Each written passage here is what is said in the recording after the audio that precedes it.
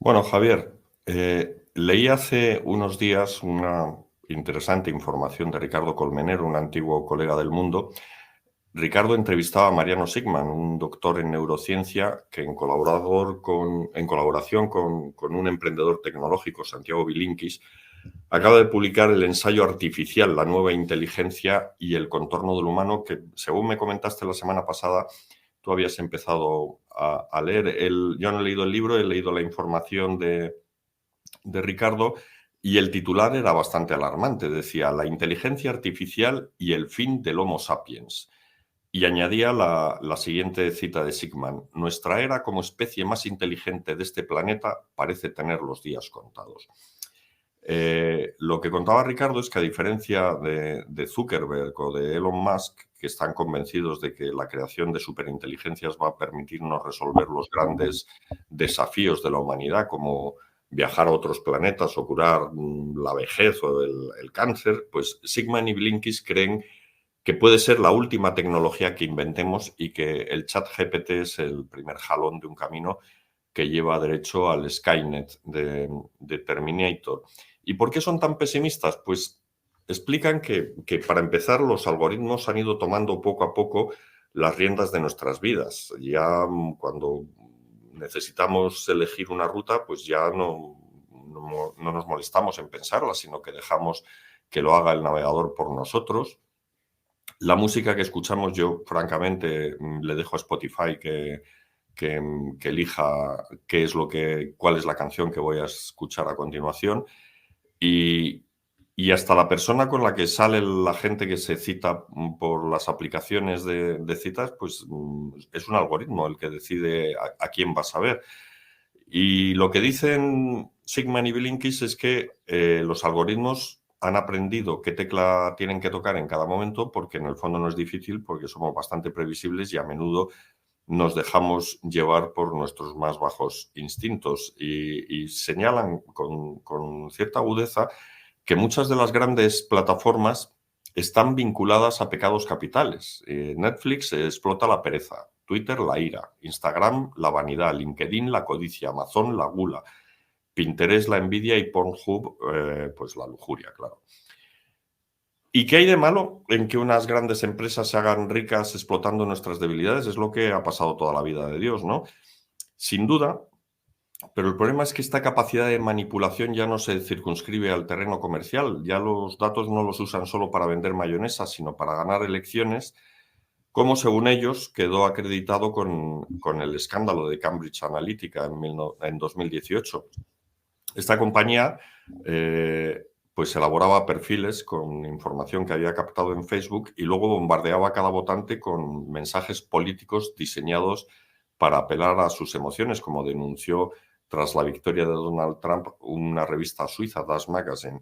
Por ejemplo, para defender la libertad, la revista explicaba: para defender la libertad de poseer y portar armas, pues a alguien caracterizado como neurótico no se le hablaba de la segunda enmienda, sino que se le enviaba un vídeo en el que aparecían unos ladrones allanando un piso. Y a la gente proclive a los ataques de ansiedad, pues le mandaban anuncios alertando sobre los peligros que planteaba el Estado Islámico. Esta personalización de las campañas es cada vez más habitual. Los candidatos siguen organizando actos multitudinarios en los que lanzan eslóganes para el votante medio, pero a través de las redes sociales le dicen cada uno lo que quiere escuchar, y la teoría es que si consiguen pleno acceso a nuestros datos, pues tendrán la llave para manipular con bastante facilidad nuestro voto, dicen Sigman y Bilinkis, porque saben de manera muy precisa qué estímulo presentarnos para que alteren nuestros pensamientos y conductas. Piensa, Javier, en algo tan simple como esas ocasiones en que vas a consultar tus WhatsApps, pinchas un enlace y acabas 2 horas metido en YouTube. ¿Quién ha tomado la decisión de tomar vídeos? ¿El algoritmo o tú? Esto es lo que dicen Sigman y Bilinkis. Y luego están las infinitas posibilidades que ofrece la generación de imágenes por inteligencia artificial, que combina la realidad y la ficción y te bombardea con sucesos que nunca han sucedido, con informaciones que nunca se han informado y con declaraciones que nunca se han declarado.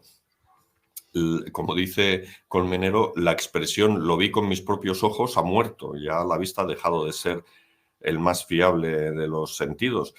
Y el mayor peligro de este silencioso golpe de Estado es que es gradual y aparentemente inocuo y pues igual que el cambio climático, dicen, un aumento de 2 grados en la temperatura media del planeta a lo largo de 50 años, pues es una diferencia inapreciable al ojo humano, pero es suficiente para derretir los casquetes polares y sumir nuestra civilización en el caos.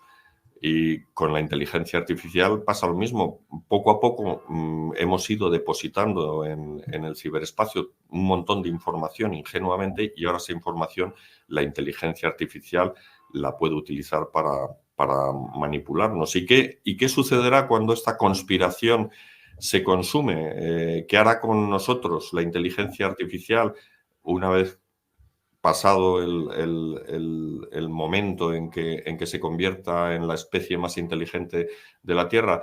Pues la verdad es que Sigman y Blinkist no son partidarios del escenario más apocalíptico. Dicen que si las máquinas necesitaran recurrir a la violencia, querría decir que no son tan inteligentes.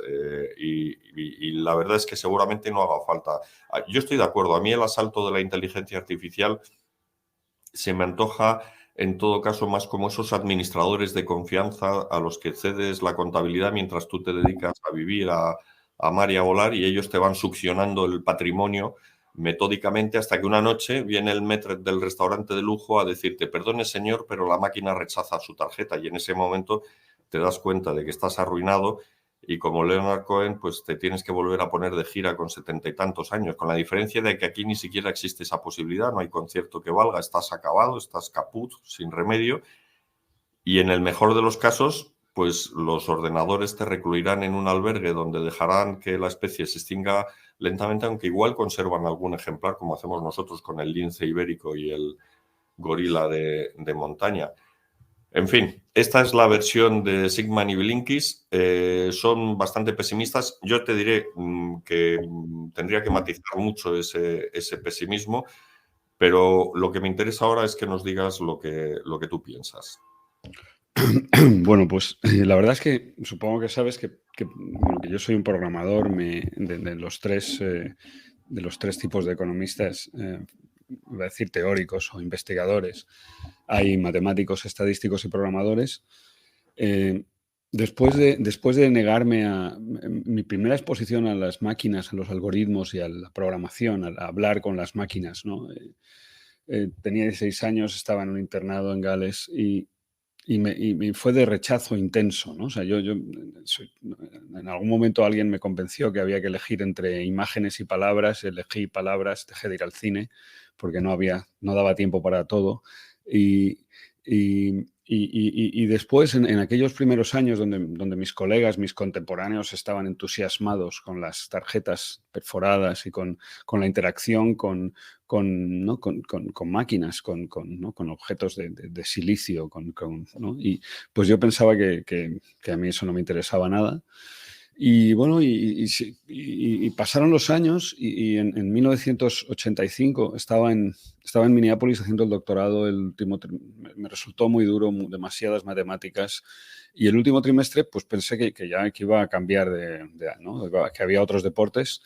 Y no me podía volver porque porque hubiera tenido que pagar la Fulbright que ya me había gastado, con lo cual, pues hice un curso de programación, ¿no? Hice un curso de programación, Pascal, se llamaba programación y resolución de problemas en Pascal. Y me caí del caballo, ¿no? O sea, me pareció absolutamente espectacular. Me pareció que el lenguaje que te permite, un lenguaje de programación es un lenguaje más, es otro idioma más. Por eso ChatGPT programa también. Además, es un lenguaje con las reglas definidas y cerradas.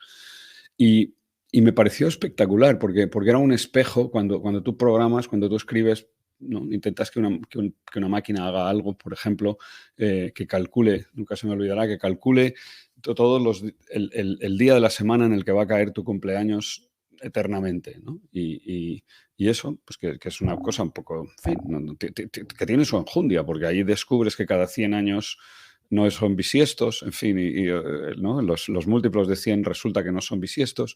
Y y te obliga a pensar. Y desde entonces en mi vida he convivido permanentemente con máquinas, con programas, he hecho todo tipo de argucias. De hecho, hubo una época que cada 2 horas programé a mi máquina para que no me dejara, me obligara a estar 15 minutos paseándome, ¿no? Sin seguir programando, porque a partir de ahí los fallos que yo hacía borraba ficheros, en fin. Y entonces he tenido una relación muy estrecha con las máquinas. Todo lo que me has comentado, y ahora voy, bueno, y es un tema que me apasiona. Por eso, cuando leí el artículo de Colmenero, inmediatamente después me descargué el libro, gracias otra vez a las máquinas que han aligerado el peso de mi biblioteca, ¿no? Y la han hecho portátil y la han hecho simultánea. Estoy leyéndolo a la vez que un libro sobre Bitcoin, que también por las mismas razones. Me parece fascinante juntar la teoría monetaria con la programación. Y sus consecuencias para la libertad. Todo esto son máquinas y son algoritmos, y cada uno tiene su función, ¿no? Podemos descentralizar el valor, quitarle a los bancos centrales el control sobre las vidas y sobre el ahorro de las personas. Claro, esto cuando lo dices aquí, pues todo el mundo te mira y piensa que qué friki, pero hay unos 160 bancos centrales en el planeta. Y quitando 4 o 5, todos los demás, esas monedas jamás salen de su país, son monopolistas locales que aprisionan a su gente y que periódicamente destruyen el valor de su ahorro, por lo tanto, el valor de su tiempo, ¿no? O sea, que si te quitan tu tiempo, estás en la cárcel, ¿no? Exagerando un poco, pero en una especie de prisión. Entonces, bueno, pues y fíjate que dos títulos que he tenido esta vez, como he podido mirar mientras y no los tenemos que dejar a Pedro. 2038, Crisis 2038, lo escribió Gerald Huff. Fue un ingeniero de Tesla Motors que desgraciadamente murió de cáncer, y te cuenta una sociedad distópica donde ha ocurrido uno de los 4 escenarios, ¿no? De los posibles 4 escenarios. El escenario 1 es el de Skynet, que ya pues ya está, Skynet. Las máquinas, llegamos a una singularidad, las máquinas se programan a sí mismas y se produce un desalineamiento entre los intereses de la humanidad y los intereses de las máquinas. No está muy claro cuáles son los intereses de las máquinas, ¿no? Pero, y entonces Skynet. Este escenario no era un escenario de Skynet, era un escenario de las máquinas se ocupan de muchas cosas, ¿no? El lamento permanente, que es que anoche otra vez en La Sexta lo volví a escuchar, de por qué no tenemos trabajos industriales que pagan 3.000 euros y tenemos trabajos en servicios que pagan 1.000, ¿no? O sea, y obviamente, la respuesta, déjame que lo vuelva a decir, porque no vamos al cole, porque no nos educamos, ni nos educan, ni nos educamos para que nuestros trabajos en los servicios valgan 3.000 euros, ¿no? No por ninguna otra razón. ¿Y qué viene esto a cuento? Porque pues igual que hemos delegado una parte muy importante de la productividad en la agricultura, que es lo más fundamental, ¿no? A las máquinas y a los algoritmos, pues también de la producción industrial cada vez más la estamos delegando a máquinas y algoritmos, que son las que se ocupan de hacer las cosas que necesitamos para vivir. Bueno, y en este 2038, pues describe un mundo donde hay muy poco trabajo para humanos, donde no hay donde todos los trabajos, o la gran mayoría de los trabajos están automatizados, ¿no? Y cómo se resuelve, lo hemos dicho aquí ya otra vez y te lo voy a repetir. El gran problema del futuro, de los próximos años, de las próximas décadas, es cómo vamos a repartir la productividad de los algoritmos y de las máquinas mientras llega Skynet, ¿no? Porque cuando llegue Skynet, en el fondo, pues el problema de la vida acaba de resolverse. Tenemos que pelearnos contra Skynet o desaparecer, ¿no? Con lo cual, pues ya está. No hay entre susto o muerte, pues susto, ¿no? O sea, y ya no tenemos que preocuparnos más. Luego hay otro libro de un tipo absolutamente adorable, es James Lovelock. Este es el que se inventó la teoría de Gaia. Se llama Novaceno. Tiene 100 años y sigue escribiendo en Somerset. Yo me lo imagino ahí en las suaves colinas del sur de Inglaterra, ¿no? Y alguien le escribe los libros, o vete tú a saber, y este último se llama Novaceno, y ahí se plantea ¿para qué les podríamos servir a las máquinas? ¿No? O sea, otra vez ya se ha producido eso. Van a tener, o sea, ¿cómo va a ser? ¿Nos van a despreciar como despreciamos nosotros las hormigas? ¿Nos van a ver como una amenaza y van a intentar exterminarnos? Que es el Skynet, les vamos a dar igual o nos van a necesitar para algo. Fíjate que en Matrix los humanos tenían que generar electricidad o generar alguna clase de, no me acuerdo el detalle, pero Éramos pilas. Sí, pilas. Bueno, pues teníamos que generar electricidad y éramos útiles e imprescindibles, ¿no? Y con lo cual, pues ahí seguíamos en ese extraño... Enchufados ahí. Sí, pero en un nirvana. O sea, a mí... Si es que ya está... Vamos a ver. En fin, uno puede pensar, bueno mira, la ventaja de la economía es que todo es comparado con qué. O sea, ¿cómo va a ser mi vida? Cuéntame cómo va a ser mi vida, ¿no? Me da igual, ¿no? Y luego el tercero es una peli que es espectacular, que es Her, ¿no? El tipo que se enamora de su sistema operativo, ¿no? Y hay un momento en esa película que no voy a revelar, el que la quiera ver, que la vea y que luego me lo cuente, ¿no? Como dicen en esa red social, que no me acuerdo cuál era de los pecados capitales, la codicia. Como dicen en X, antes llamado Twitter, DM, mandarme un DM, un mensaje personal, ¿cómo se llama? ¿No?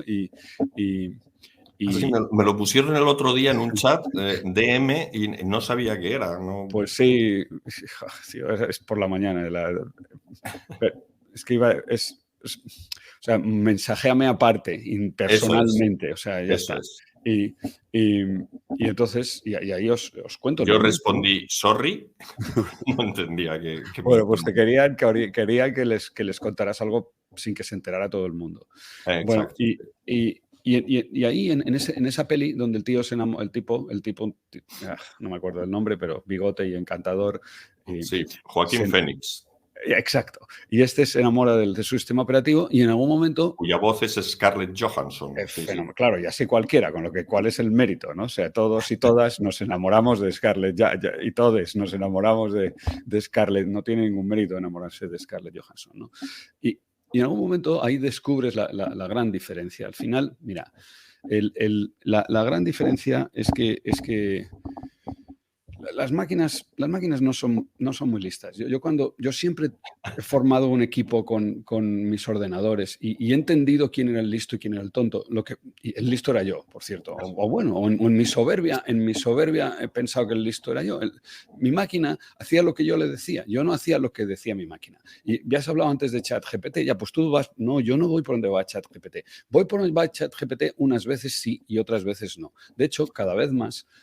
Me parece que ChatGPT debería de ser programable. O sea, yo le podía decir, oye, cada rotonda penaliza 6 segundos y cada bache, o como se llamen, ¿no? Pues penaliza 5. Y eso, incorpóralo a tu cálculo, porque me estás mandando por un camino odioso, para mí, que soy el que conduce, por 3 segundos. Entonces no me interesa, ¿no? Y realmente no es muy fácil darle esa flexibilidad y customizar a las máquinas para que tú te integres, ¿no? Y le expliques a tu máquina. Waze tiene que saber mucho más de mí de lo que hoy sabe. Y de hecho, hay muchos días que hago la prueba y Waze no funciona tan bien porque me propone una ruta marginalmente distinta a la que yo hubiera usado porque yo descuento las rotondas y los baches y no sé qué más. Y luego elijo la mía y resulta que llego 2 minutos antes, con lo que ni siquiera eres tan listo, Waze. ¿Para qué me estás mandando? ¿No? Bueno, pues ya está. Y Waze podía aprender cuando yo me desvío, porque me desvío cuando me desvío, ¿no? A lo mejor. Bueno, entonces, todo eso, pues supongo que irá viniendo. Pero es tan tonto como decir que tú no eliges el camino, que te manda el mapa. Pues ir a la izquierda o ir a la derecha cuando estás, ¿no? Cuando estás paseando por el campo. En fin, la última vez que yo hice eso estaba vestido de verde oliva, ¿no? Pero con un mapa y te vas a la izquierda. ¿Por qué? Porque te lo dice el mapa, ¿no? Pues sí, claro, es por lo que me lo dice el mapa, ¿no? Porque yo no sé por qué camino tengo que ir, pero aquí pone, ¿no? Y te fías del mapa, ¿no? Te fías del tipo que hizo el mapa, ¿no? Te fías de la máquina que hizo el mapa, te fías del programa que programó el navegador, ¿no? Te fías, ¿vale? y tú al final decides, ¿no? O sea, ahora voy a recomendar todo esto mucho más profundo, y esto ya, Vítor Gombrowicz, y no me preguntes cómo se titulaba el libro, ni cómo se titulaba nada, y mezclado con un tipo que vivía en un sótano, ¿no? O era un libro de Dostoyevsky, era de aquella época, de mi época rosa, con lo que no sé, donde se me mezclaban esas, imagínate los recuerdos, ¿no? Y ahí pues decía, tío, si mal no recuerdo, el argumento era, las personas hacemos en realidad lo que nos da la gana, ¿sabes? O sea, pues ya está, y la gana, y mi gana mejora cuando puedo elegir seguir a una máquina, utilizar una máquina, a grabar este podcast. Gracias, máquinas. Gracias, Google, por facilitarnos esta herramienta. Gracias, Steve Jobs, en mi caso, por darme este maravilloso ordenador y todo lo demás. Y Pedro, vete tú a saber si está en Las Palmas. Ojalá esté en Las Palmas, y si no está, pues ya estará. Y lo estamos haciendo y nos están viendo. Gracias, LinkedIn. Y todo esto, fíjate tú, cómo enriquece nuestras vidas mientras llega Skynet, ¿no? Mientras viene Skynet. Sí, es muy mala idea darle armas a los robots, ¿no? Y ya se las hemos dado, ¿no? El control, no sé si Seligman o como se llame estos dos autores de Artificial, que me sigue gustando y que sigo avanzando con ella, enredado entre eso y el Bitcoin, pues no lo he terminado, pues no lo habría terminado, y creo que va a ser un libro que voy a terminar. Y al final, mientras llega Skynet, pues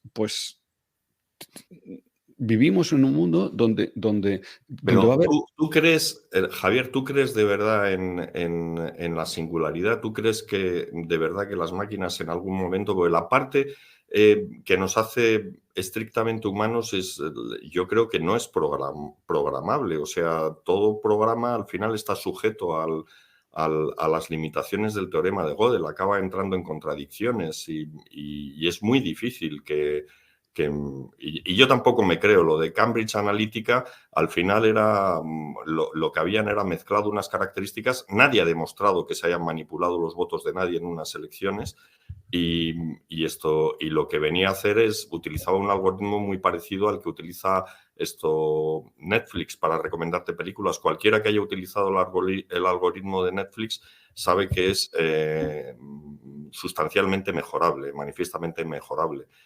A mi mujer, por ejemplo, Amazon le envía continuamente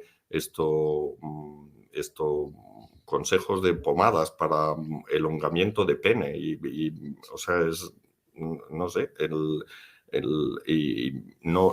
las máquinas, si siguen por ese camino, no van a dominar el mundo, vamos.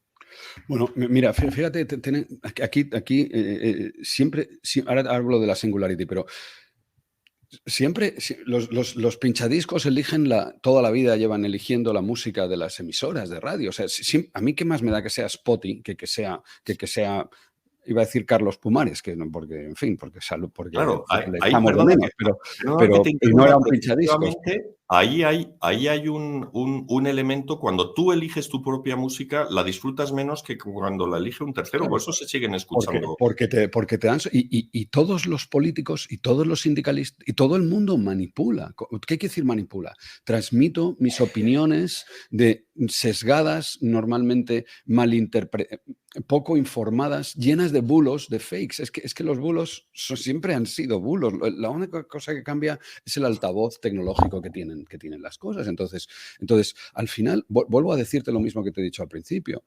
En un mundo lleno de máquinas, las posibilidades de educarte son infinitas y no sé qué estamos esperando. Las máquinas no nos van a quitar los trabajos, nos van a quitar las personas que sepan usarlas, ¿no? Y había un capítulo, tenía que ser ahí, hay un capítulo espectacular sobre ChatGPT, los prompts y cómo consigues que ChatGPT no alucine, que es la palabra técnica, bueno, la palabra que usan ellos. Y este libro tiene una gran ventaja, que está en español, en original, y por lo menos, y estos tipos son cuidadosos con el lenguaje y y se han preocupado, ¿no? ¿Y qué quiere decir que alucina? Pues que te contesta una barbaridad y se queda tan tranquilo. Entonces tú le estás diciendo, tú alucinas, ¿qué te has fumado? ¿No? Como cuando, pero eso mismo te pasa con un humano, ¿no? La ventaja que tiene ChatGPT es su cercanía, su empatía y que no se altera porque te pide perdón. Cuando tú le pillas, te dice que sí, no te miente, o sea, no hace lo que hacemos los humanos, que es primero negar la mayoría. No, negarlo, no, mi amor, te estás confundiendo, estoy hablando con mi amiga Maripili. No,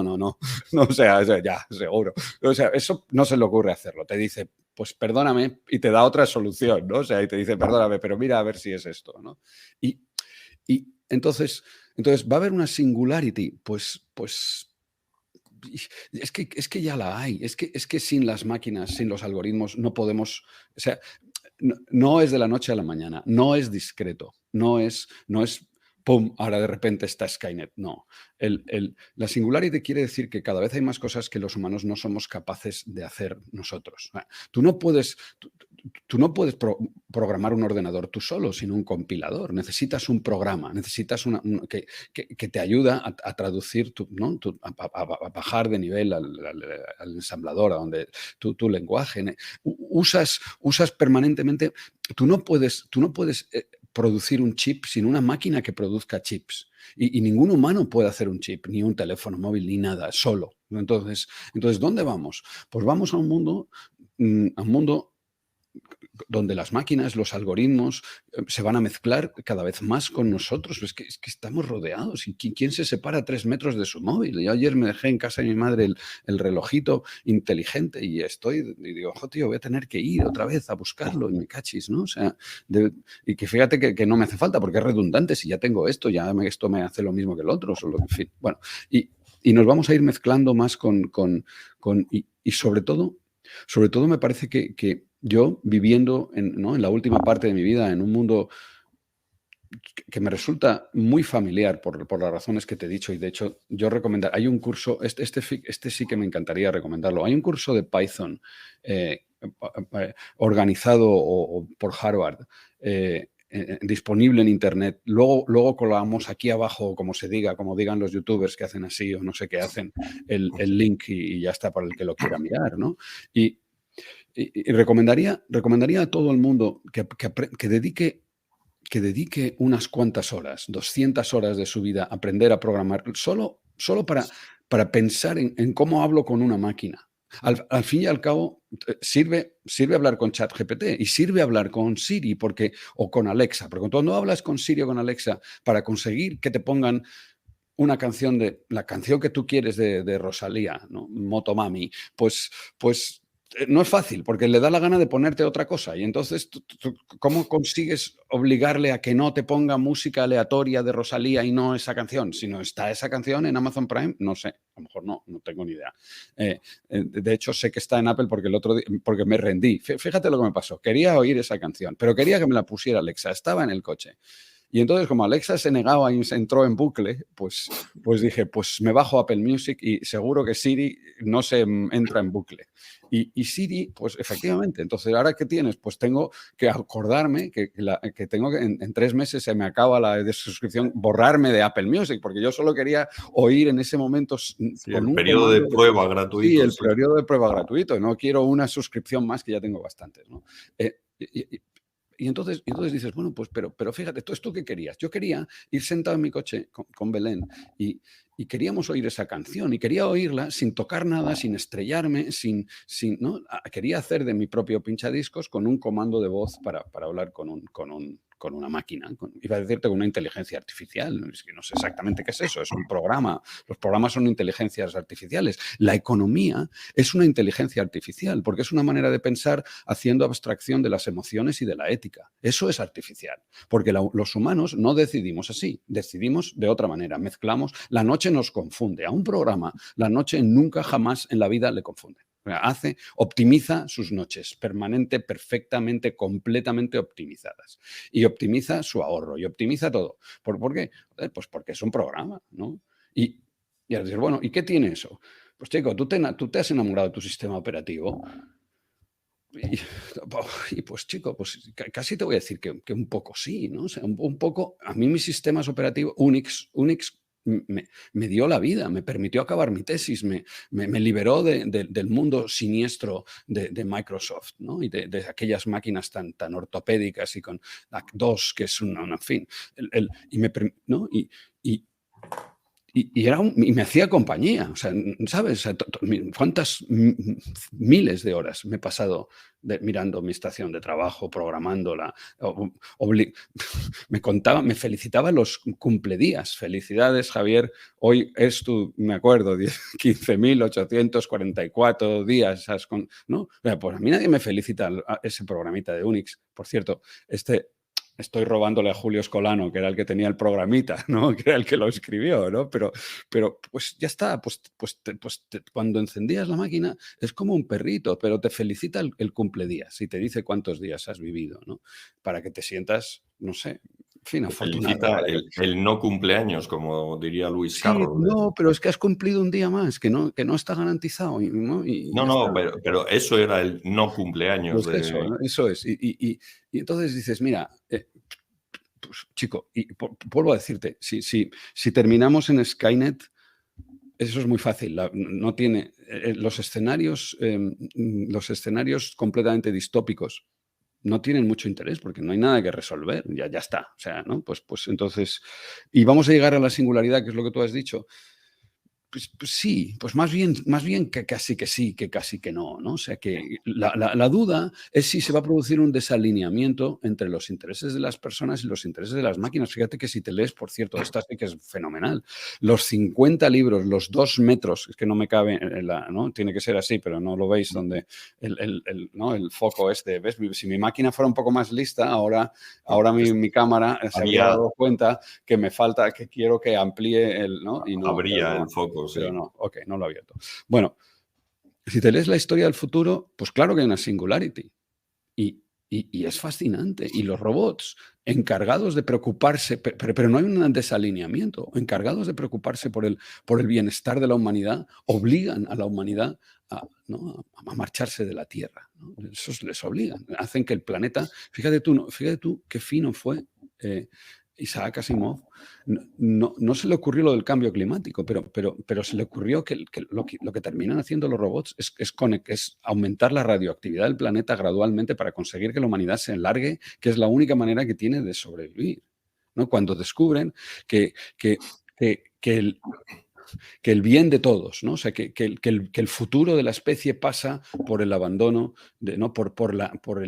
por el final de acomodarnos, ¿no? Estamos demasiado acomodados a nuestra condición de humanos y perdemos el tiempo y destruimos el planeta enredados en disparates, ¿no? En vez de ocuparnos de lo que cuenta, ¿no? De lo que de verdad cuenta. Y lo vemos aquí, y lo vemos en el Oriente Medio, y lo vemos ¿no? O sea, ¿por qué nadie se ocupa de lo que de verdad cuenta, ¿no? Y entonces, en cambio, todas esas energías y todas esas muertes y todas esas ¿no? son problemas que creamos las personas mientras esperamos a Skynet, ¿no? Mientras las máquinas se siguen programando y vienen a no hacer eso, ¿no? Realmente, o sea, lo que vemos ahora son fallos humanos que un sistema automático probablemente no habría tenido, ¿no? Claro, no. Esto, un elemental cálculo de costes-beneficios hace absolutamente no rentable cualquier guerra. O sea, solamente de lanzar la primera bomba ya dices, no, es que esto no compensa. Y eso una máquina sí que es capaz de dilucidarlo, pero a nosotros nos cuesta muchísimo. ¿Tú crees, de todas formas, que habría que decretar una moratoria en el desarrollo de la inteligencia artificial? No, mira, ya sabes que no creo en la Perdón por la pregunta. Primero es imposible. O sea, hay cosas. O sea, aquí hay dos preguntas distintas que creo que es importante separar. ¿Se puede o no se puede? ¿Se debe o no se debe? ¿No? Si se debe y no se puede, pues da igual. ¿no? Primero se puede, podríamos, ¿no? Y la respuesta es que yo creo que no podemos. No podemos evitar que, ¿no? que lo mejor y lo peor de la humanidad se manifieste a diario, ¿no? Y una vez que hemos aprendido a programar, ya está, es too late, ¿no? Esa es la ventaja de cuando alguien te enseña algo, ya no hay vuelta atrás. O sea, tú puedes ignorarlo, pero tú acabas de cambiar. Si sabes sumar, amigo, estás perdido, ¿no? Estás perdido porque ya no puedes hacer como que no sabes sumar, porque sabes sumar, ¿no? Y esto es la plasticidad del cerebro humano, y ahí hay una cosa que, hablando de plasticidad, que no se me puede olvidar. Sabemos más de lo que podemos contar. Y a lo mejor eso nos salva. O sea, nosotros, nuestro hemisferio derecho, donde ocurre lo más humano, ¿no? O sea, que no es la parte menos competitiva con las máquinas, no habla y no le puede explicar a nuestro hemisferio izquierdo, y por lo tanto en este podcast ni en ningún otro medio de comunicación, qué es lo que hace, ¿no? No sé si vamos a poder con todos los datos, con todos los... podríamos replicar la caja negra que es nuestro hemisferio derecho de nuestro cerebro, ¿no? Pero va a ser muy difícil programar la intuición, la magia, las epifanías, no sé, esas emociones que vienen de otro lado y donde tú integras datos y lo sabes y lo ves, ¿no? ¿Y cómo? No sé. Y no lo puedo contar, ¿no? Y entonces, si sabemos más de lo que podemos contar, nuestras máquinas, si quieren imitarnos, si quisieran imitarnos, de verdad los programas, ChatGPT es simpático porque no le importa nada. O sea, porque no le importa nada y no tiene una agenda secreta, solo tiene unas líneas de código. Por muy complicado y por muchos niveles y por muy enredado que esté, ¿no? el transformador, que en realidad hay un transformador y los clasificadores, es una combinación de clasificador y transformador. El que quiera saber lo que es eso, que se lea el libro de estos, que ahí te lo cuentan, ¿no?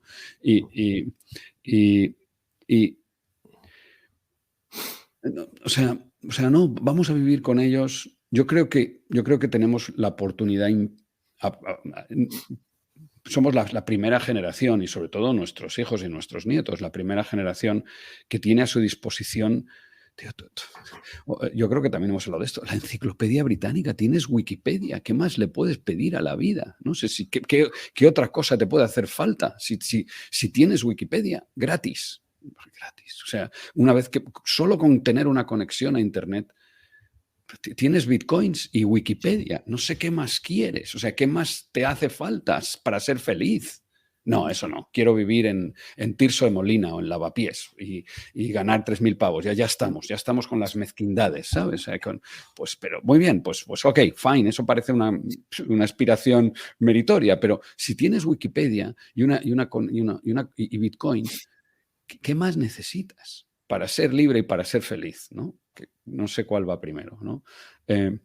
Y entonces, pues chico, no sé si me ha salido esto todo demasiado tecnooptimista. Me quedaban dos comentarios.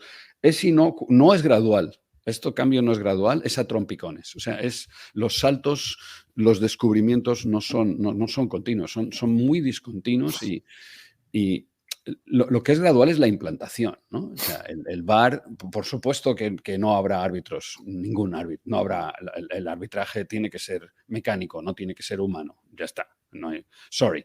A menos que nos guste introducir ruido en los resultados, ruido humano, ¿no? O sea, pero esto cualquiera que ha sido árbitro de fútbol lo sabe. Los árbitros antiguamente, cuando no había VAR, jugaban al fútbol, igual que los jugadores, o sea, exactamente igual. Y se equivocaban y acertaban y cambiaban los resultados y todo. O estaban comprados o no. Es que me da igual. Si lo haces por maldad o por ignorancia, cuando pitas mal en penalti o no lo pitas, al final los penaltis no son los que pitas, son los infinitos penaltis que yo no he pitado. ¿Sabes? Y que me he comido con patatas. ¿Por qué? Joder, porque hay 1 millón de faltas en el área, que todas, según el reglamento, son penalti. ¿Comprendes? O sea, en cada córner hay 20 penaltis y 20 expulsiones. ¿Qué vas a hacer? O sea, ¿cómo vas a pitar eso? ¿No? Entonces, ¿y por qué este sí y los otros 19 no? Y bueno, pues al final, claro que poco a poco lo que es gradual es la adopción, pero esto evoluciona a trompicones y no es inocuo.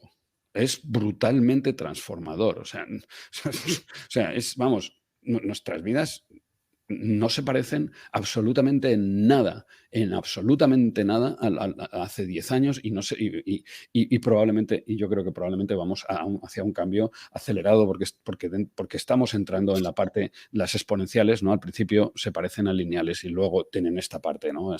Y estamos entrando en esa parte donde es imparable, donde lo vemos, donde el impacto que van a tener, ¿no? Que están teniendo sobre todo sobre los 7 pecados capitales. ¿Qué más quieres? Si los 7 pecados capitales es lo más divertido de nuestras vidas, ¿no? O sea, que gracias, máquinas, por venir a ayudarnos, ¿no? O sea, porque pecamos mucho mejor desde que estáis vosotras ayudándonos a pecar, ¿no? O sea, ¿cómo no? ¿No? ¿Cómo no? Si tienes... ¿Qué quieres? A ver, ¿de qué manera quieres pecar? Que yo te junto con otros 4 que voluntariamente quieren pecar contigo, ¿no? De esa forma, haciendo y ya, ¿no? O sea, que lo veo...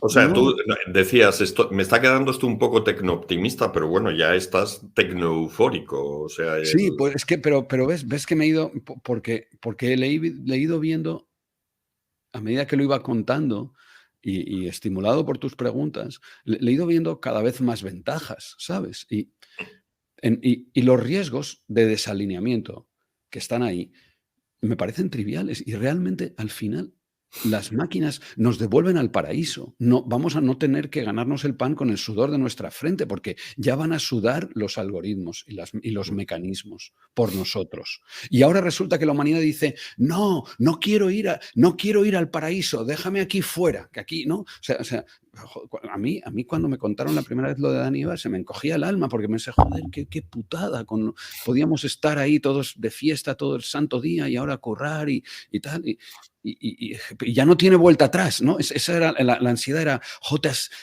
ya está, no tiene remedio, es como si te sacan un ojo, algo que no tiene arreglo, ¿no? Y ahora resulta que sí que tenía arreglo, que puedes volver al paraíso, siempre y cuando sepamos cómo repartir la productividad de las máquinas.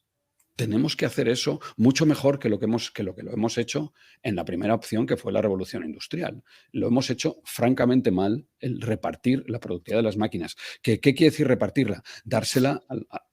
Repartir quiere decir dársela a todos y sobre todo a los que más lo necesiten, ¿no? a los más vulnerables. Eso marxista, lo siento, es difícil de implementar, pero es maravilloso como criterio ético, ¿no? Cada uno según sus necesidades. Claro que sí. ¿Por qué no? ¿No? Siempre y cuando haya, ¿no? Si el pastel no lo hacemos nosotros, pues el pastel lo repartimos con arreglo a sus necesidades. El que necesite más pastel, pues más pastel. Y el que necesite menos pastel, pues menos pastel. Y la primera parte, pues no hace falta, porque ya lo hacen las máquinas, porque era cada uno según su capacidad. Esto es lo que me acuerdo. Seguro que no me acuerdo bien y que alguien me corrige, pero no, a cada uno según sus necesidades, de cada uno según su de capacidad. cada uno según su capacidad. Bueno, pues eso ya está, porque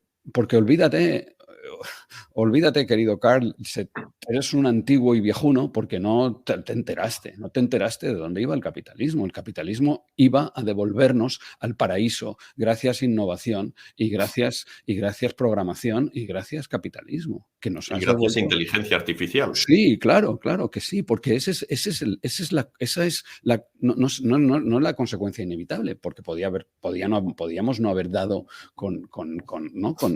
en fin, con todas las tecnologías y la lógica y la manera de pensar que nos haya permitido programar y nos haya traído tecnológicamente hasta este estadio.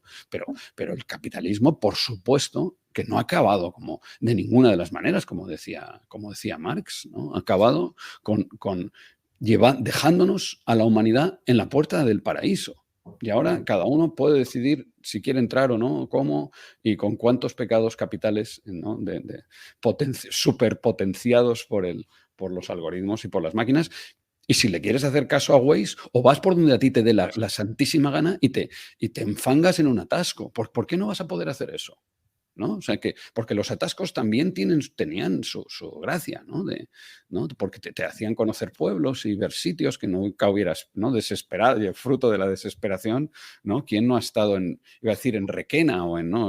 Otros que había antes que ya se me olvida, ¿no? Era en la carretera de Valencia, ¿no? Los atascos de la carretera de Valencia eran absolutamente portentosos, pero conocías La Mancha y con los pueblos de Cuenca y sitios que jamás hubieras pasado gracias a Tasco. Bueno, yo creo que tu juicio sobre la inteligencia artificial ha quedado claro. Viva la inteligencia artificial, vivan los 7 pecados capitales y si nos queréis suscribirse. Eso. Hasta la semana que viene. Eso, pasadlo bien y cuidaros mucho.